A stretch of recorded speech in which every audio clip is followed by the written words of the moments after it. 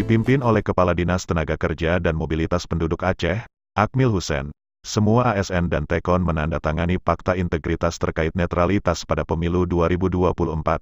Dalam Fakta Integritas, ASN dan Tekon berkomitmen akan menjaga dan menegakkan prinsip netralitas dalam melaksanakan fungsi pelayanan publik baik sebelum, selama, maupun sesudah pelaksanaan pemilu tahun 2024.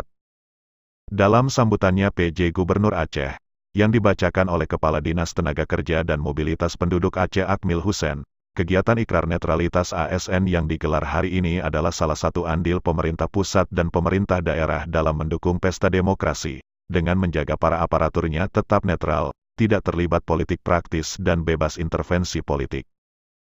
Netralitas ASN secara tegas diatur dalam Undang-Undang Nomor 5 Tahun 2014 tentang ASN. Dalam Pasal 2 disebutkan penyelenggaraan kebijakan dan manajemen ASN berdasarkan pada asas netralitas. Asas netralitas adalah setiap pegawai ASN tidak berpihak dari segala bentuk pengaruh manapun dan tidak memihak kepada kepentingan siapapun. Netralitas ASN di pemilu 2024 dapat diartikan sebagai tindakan tidak melibatkan diri, atau ikut serta langsung memihak dan mengampanyekan calon tertentu, baik secara aktif maupun pasif.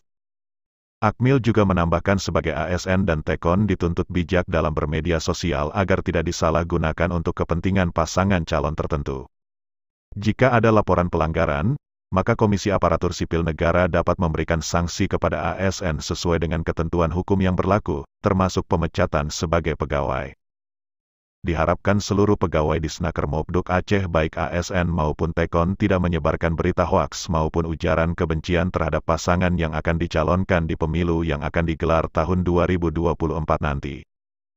Sumpah atau janji itu mengamatkan bahwa ASN adalah panutan bagi masyarakat, dan harus berguna bagi lingkungan sekitarnya, bahwa loyalitas ASN bukan kepada personal maupun pribadi dan golongan, tapi kepada negara, serta bekerja untuk kepentingan melayani masyarakat.